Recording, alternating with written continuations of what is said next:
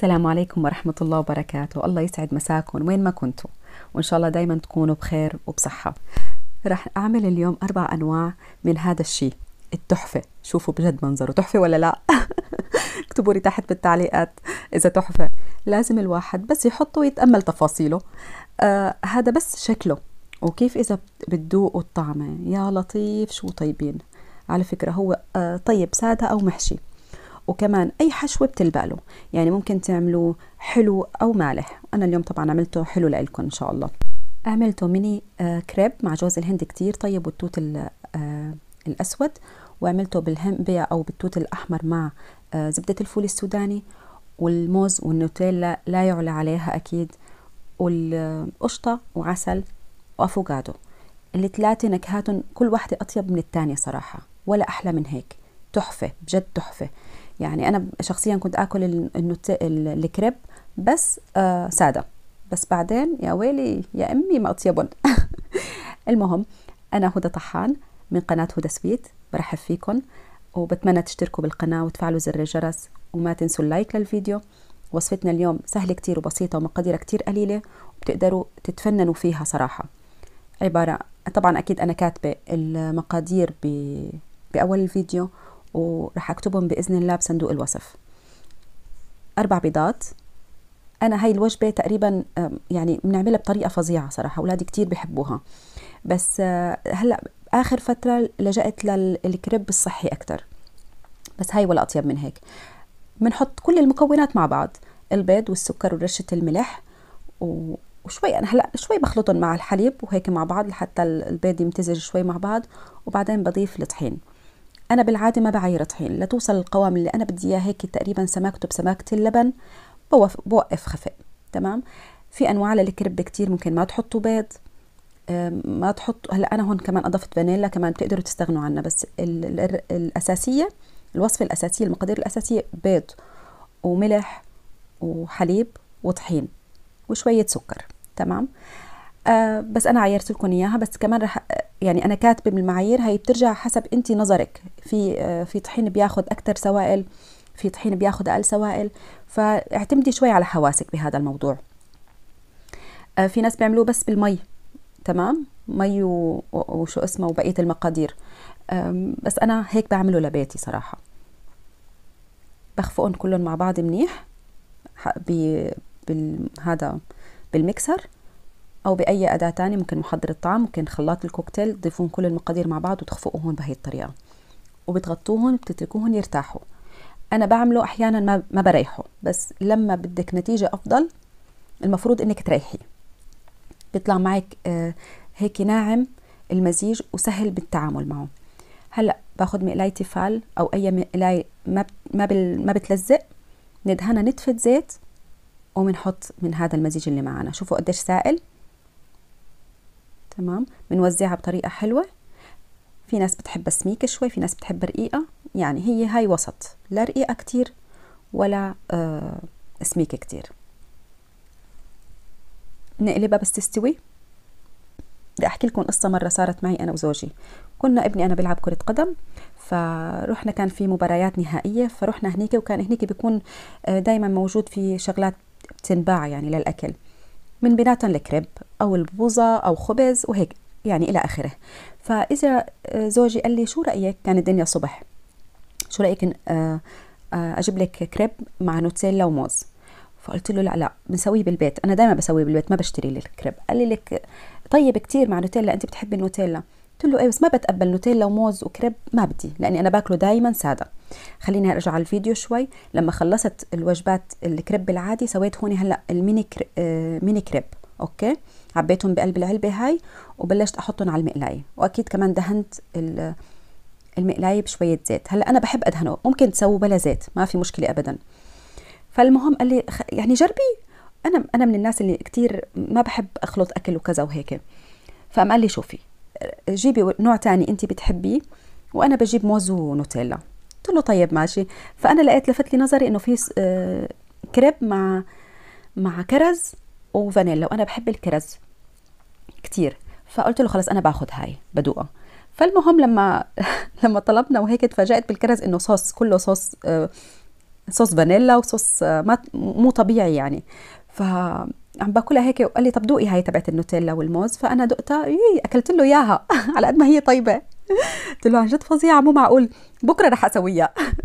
وفعلا صرت لما اساوي الكريب حتى لاولادي اقول لهم حطوا معاها موز ونوتيلا، مع اني انا ما بحب كتير يعني اطعمي اولادي حلويات وهيك، بس يعني بمرق لهم اياها. مش دائما اكيد، مش دائما بطعميهم نوتيلا، بس يعني احيانا ممكن امرق لهم اياها. معظم الاحيان بياكلوها مع عسل هن، او كمان مثلي ساده. المهم بس كتير طيبة بتطلع عن جد رهيبة.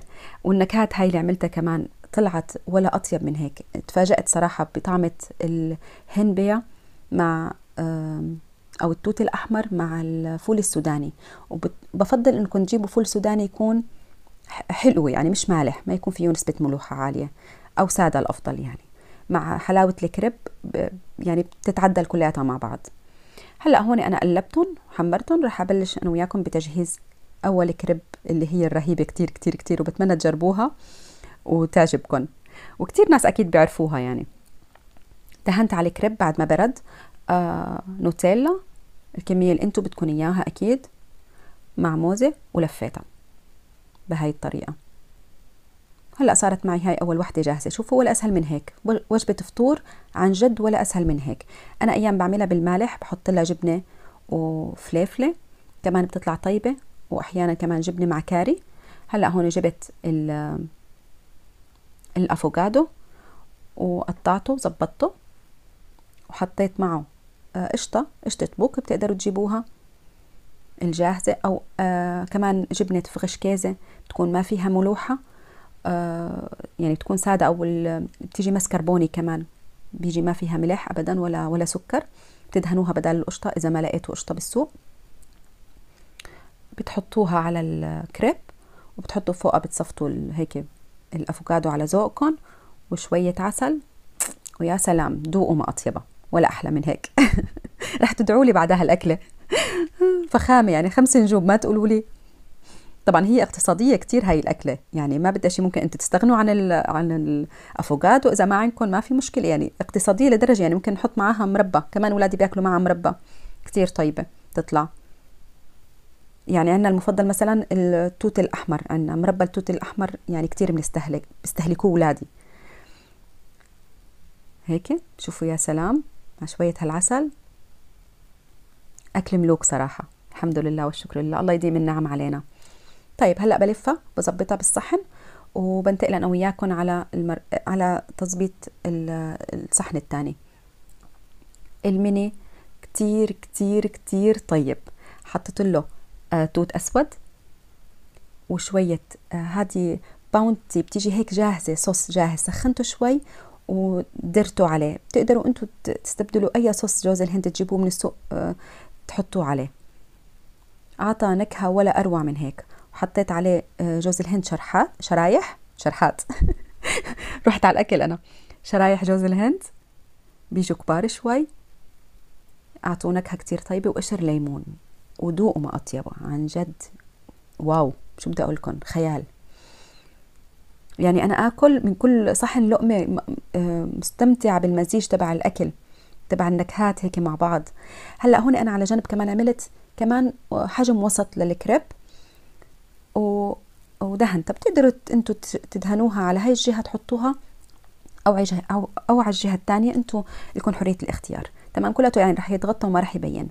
حطيت فول السوداني بلا ملح تمام وبلا سكر، اذا بتحبوا بسكر معلش البقلة يعني لهي الاكل بما انه في توت وهيك وفي رمان، وشرحات لوز حطيت، وصار معنا كل هاي السفرة جاهزة ب4 بيضات. وكمان يعني زاد، يعني هذه 4 بيضات وزاد منهم، يعني خير الله ما شاء الله.